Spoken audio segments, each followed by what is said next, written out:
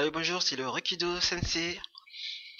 C'est reparti pour la lecture analytique du manga Dragon Ball Super écrit par Akiki, bricoleur, expérimenté et son assistant en alternance CAP, Monsieur Toto, pour la lecture du manga chapitre 81.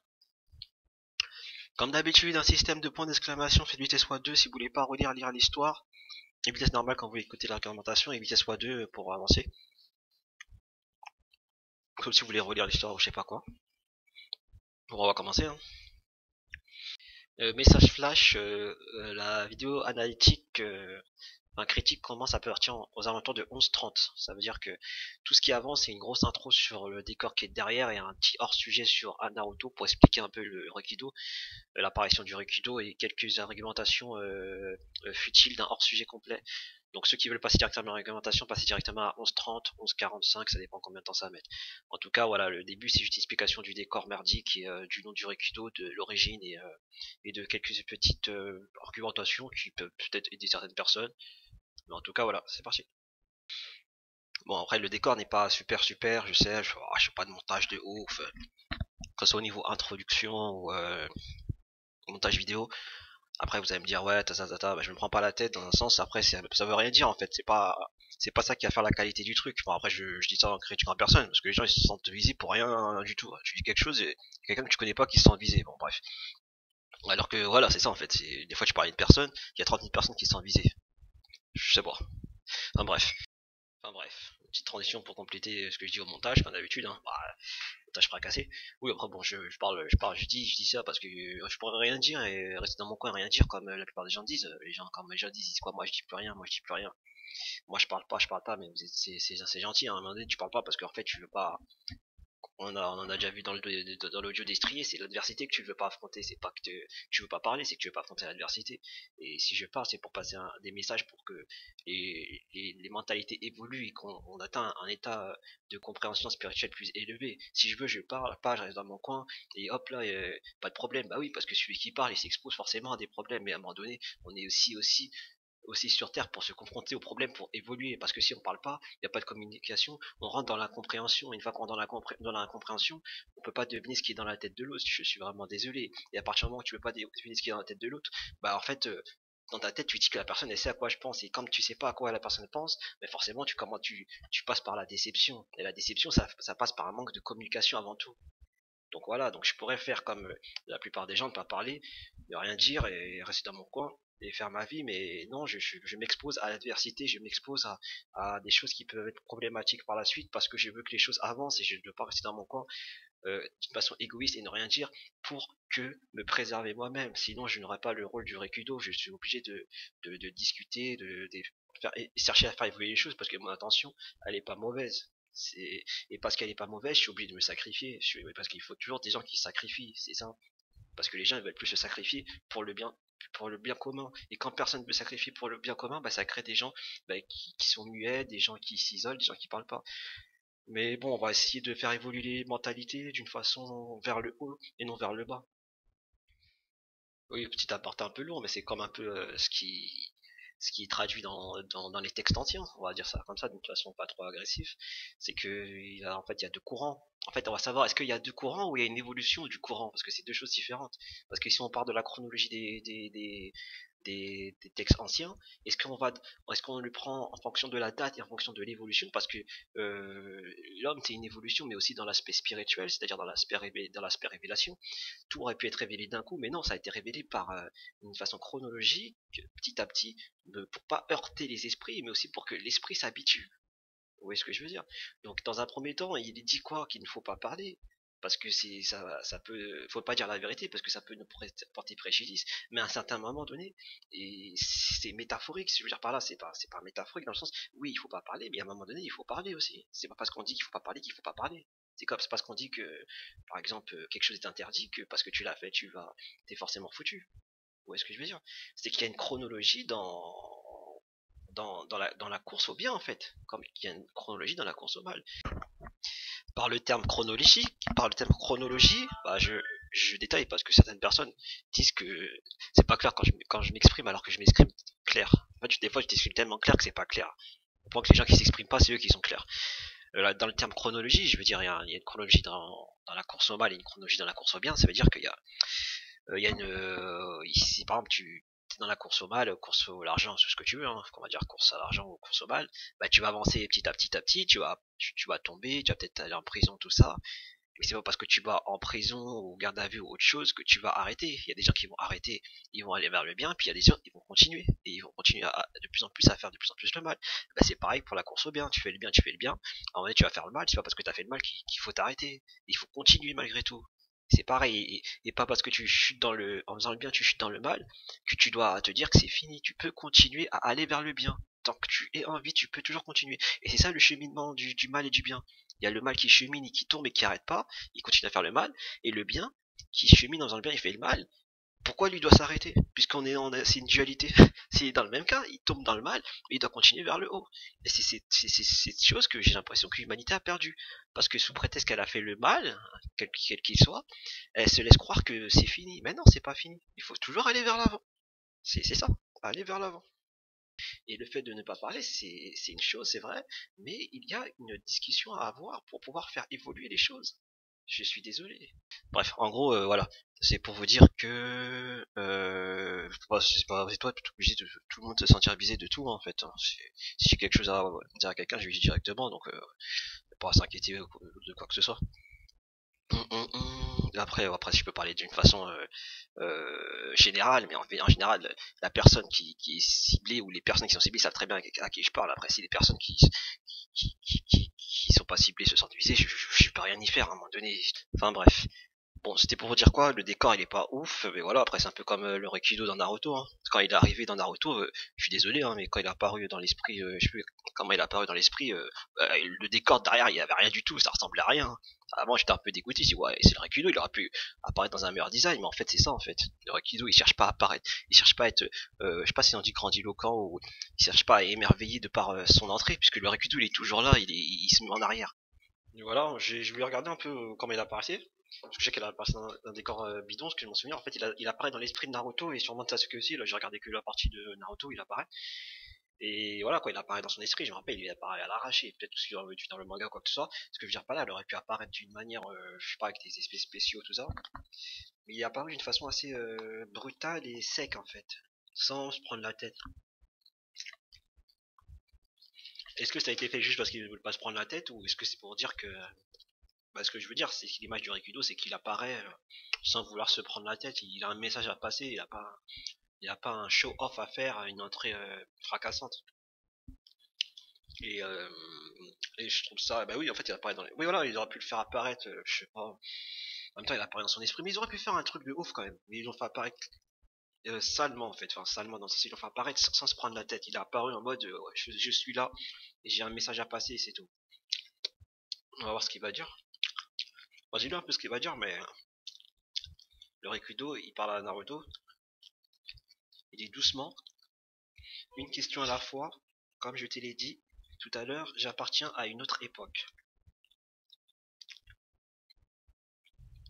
Je suis un moine mort il y a bien longtemps, seul mon chakra subsiste et voyage à travers les âges pour suivre l'évolution des ninjas. Je suis Hagoromo, le fondateur de l'art des moines ninjas, mais je suis plus connu sous le nom de Rikudo. Après, on te dit Rikudo comme l'ermite, alors c'est toi le fameux ermite légendaire. Maître Jiraiya et Nagato m'ont parlé de toi. Rikudo, ah, tu sais qui je suis? Évidemment que je sais, dit Naruto, tu es l'inventeur du ninjutsu, pas vrai. Et là, le Rikudo il répond, c'est intéressant, hein. Non, du ninju, pas du ninjutsu. Mon art est porteur d'espoir et devait aider les hommes à mieux s'entendre. Ne le confonds pas avec l'autre, ce fléau à l'origine de tant de malheurs. Voilà, c'est un message qui définit le Rikido et je suis tombé dessus par rapport à juste en voulant voir le décor et j'en ai profité pour le transmettre parce qu'il porte un bon message. Donc quand il apparaît sur un arrière-plan bidon parce qu'en fait, il cherche pas à se mettre en valeur. S'il cherchait à se mettre en valeur, il serait apparu de l'épisode 1 au dernier épisode parce qu'en fait, c'est vrai qu'on a fait une référence au Rikudo dans le premier épisode, ce que je dis qu'il apparaissait que dans les derniers épisodes. Alors, vraiment les derniers épisodes de Naruto, Shippuden. En fait, on fait allusion à lui comme un mythe, je crois. Après, si je me trompe, c'est pas très important.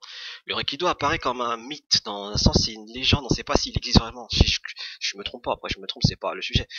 Mais pour vous dire que, à part ça, on a parlé de lui que sous forme mythique. On sait pas s'il existe. Et puis quand il est apparu d'une façon claire, il est apparu d'une façon assez modeste. Hein. Barbe, posé en position de méditation, toujours en position de méditation, en décor sans décor, parce qu'il cherche pas à se mettre en valeur. Et c'est ça la beauté un peu. Pour vous dire que je suis ici, c'est pas parce que j'ai pas fait de montage qui est émerveillant que le contenu n'est pas vrai. Ça revient à dire que le Recudo il est pas vrai. Allez c'est parti, let's go.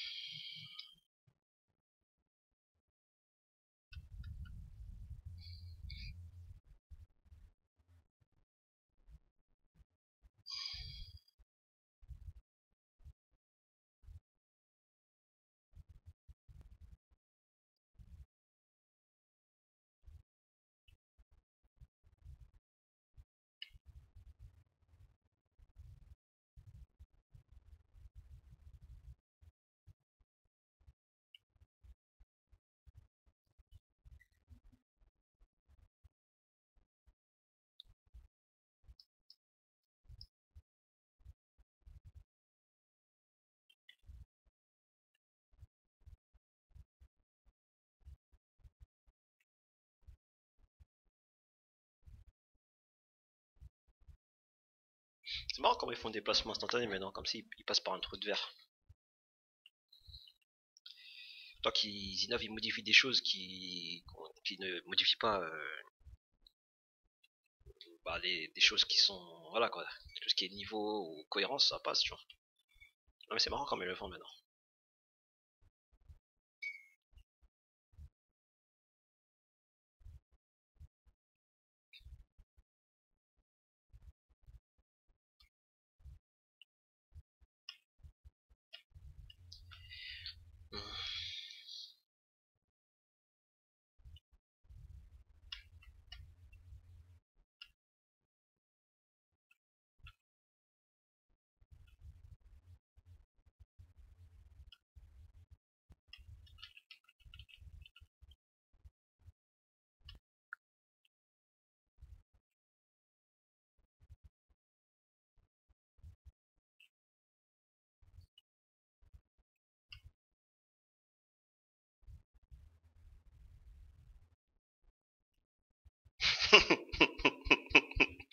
Putain. Ah ouais, c'est trop mignon. Le petit bonhomme. N'importe quoi, le scarier quand tu te téléportes sans réfléchir.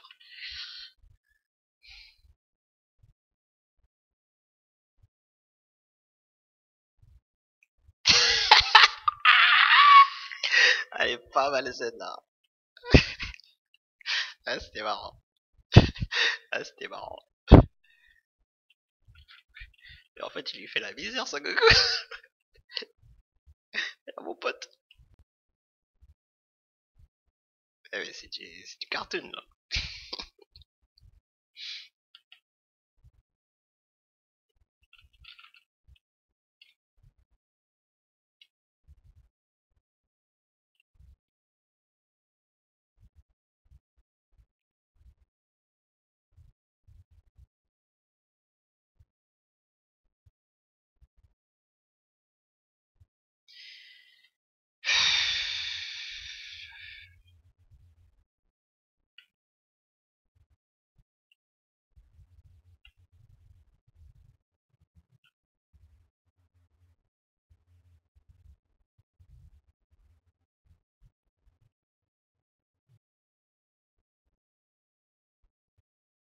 Ah, mais c'est des gamins.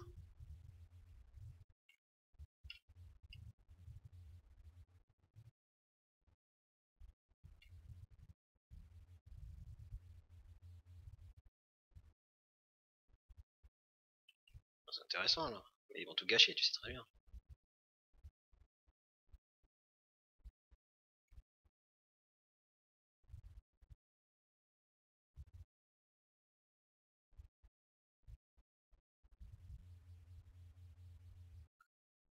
Je me suis dit que c'était pas vrai, il parle de quoi?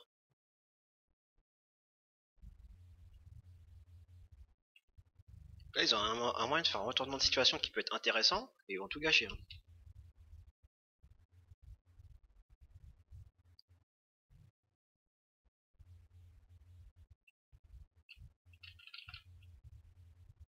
Je lui ai dit que ce n'était pas vrai, mais il parle de quoi?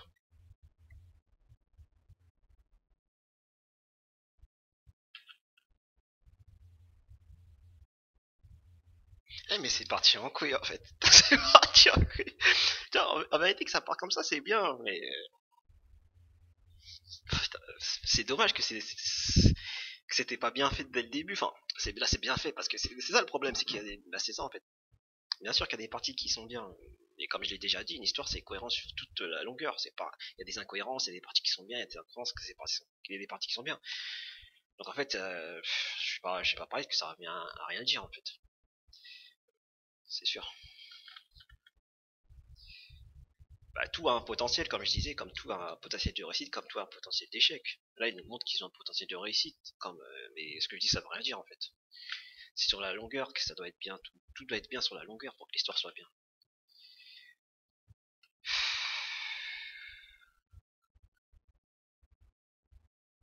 Eh mais là, ça part n'importe comment.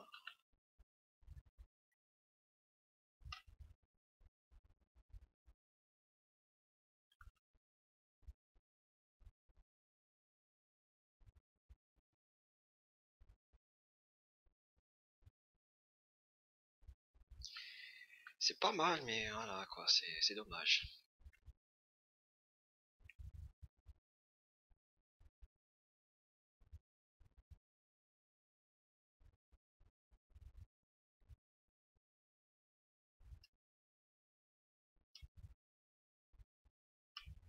Attention, il les a fait vriller ces trucs.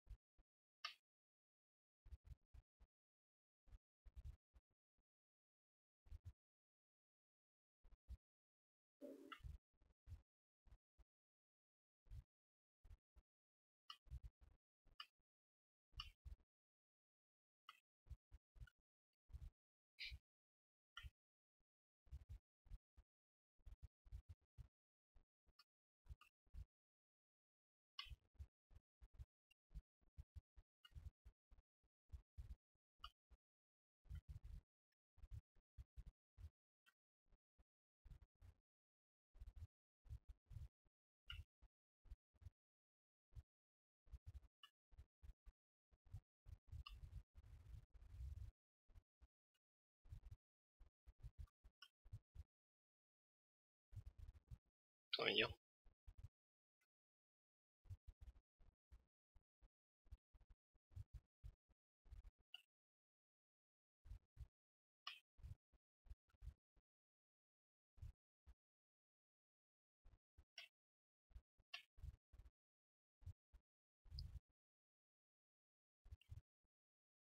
C'est Whis.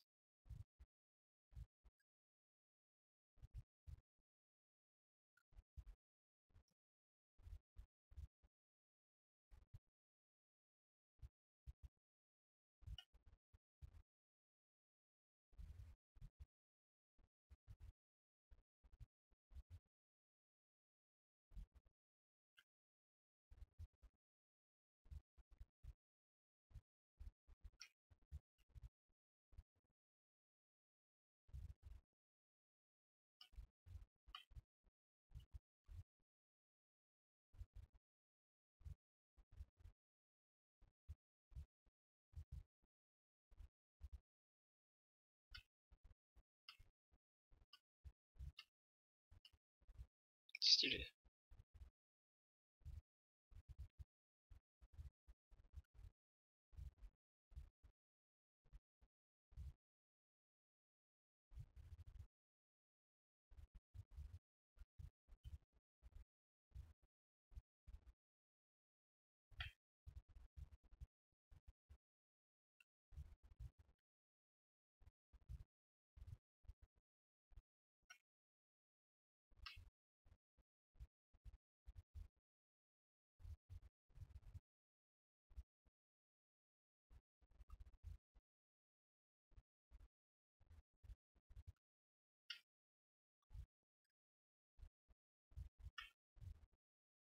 Merci Lewis.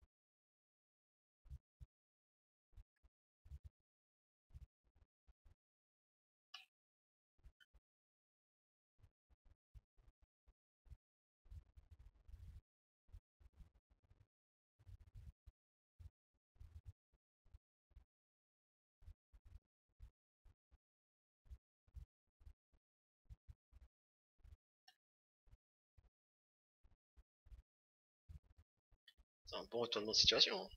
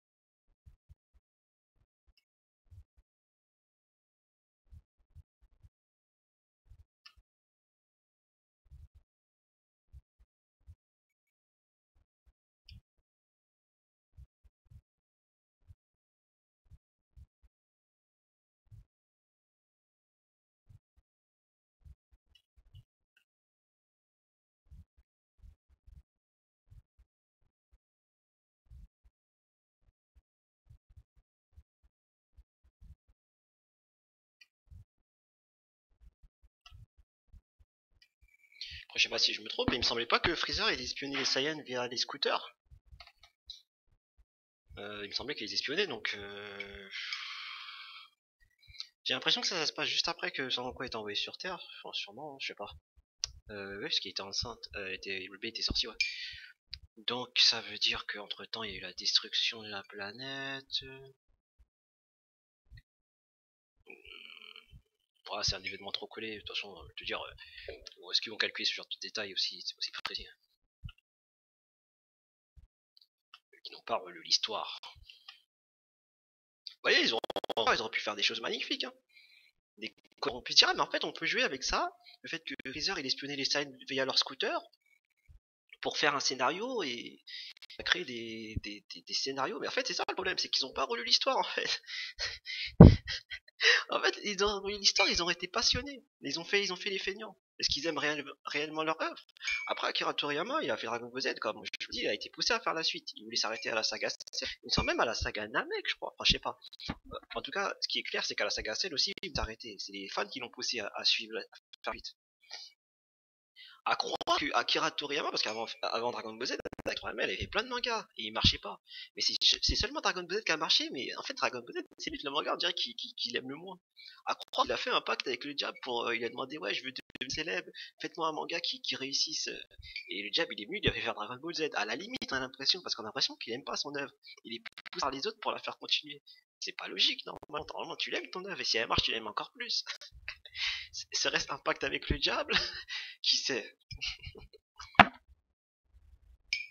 C'est possible. Bon, après, c'est pas le sujet. Mais ça laisse à croire. Hein. Ça laisse à croire. Hein. Parce qu'il y a des choses bizarres dedans.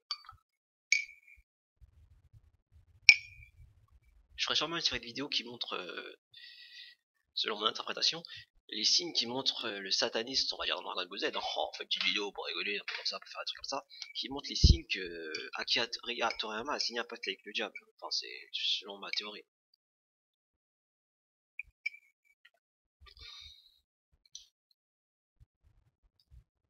Alors c'est ça, hein, quand tu fais signer un pacte avec le diable, après le diable il te lâche pas, hein, tu vas arrêter, il dit ah non non non non, on a signé un pacte, tu vas continuer maintenant. Et c'est ça qu'il laisse sous-entendre. Hein. Et là il est là, il va à chaque fois arrêter, il dit ah non non non non, tu vas jusqu'au bout maintenant. Après bien sûr il peut se repentir, il peut revenir vers Dieu, mais crois-moi qu'une fois que tu signes un pacte avec le diable, t'annules le pacte, Shaitan il va te faire vivre un calvaire toute ta vie, mais mieux vivre un calvaire toute ta vie avec Shaitan et rentrer voilà au paradis que continuer dans la voie de la destruction. Ah oui.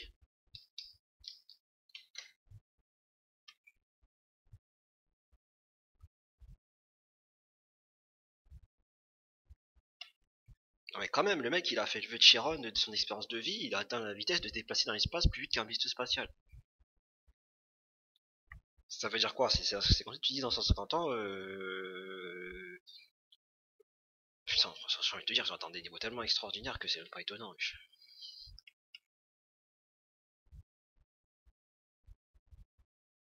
que je veux dire par là, c'est dans 150 ans, si Son Goku et Vegeta ils font la même, c'est pas étonnant.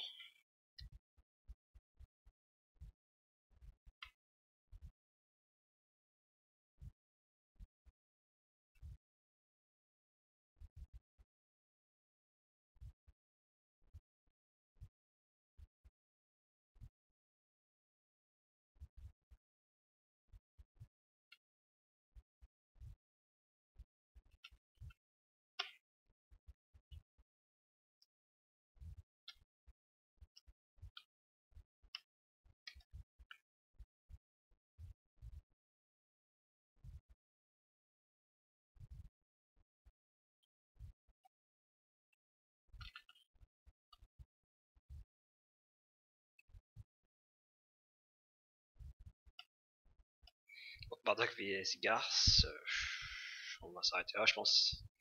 Ça fait un petit moment. Et puis voilà.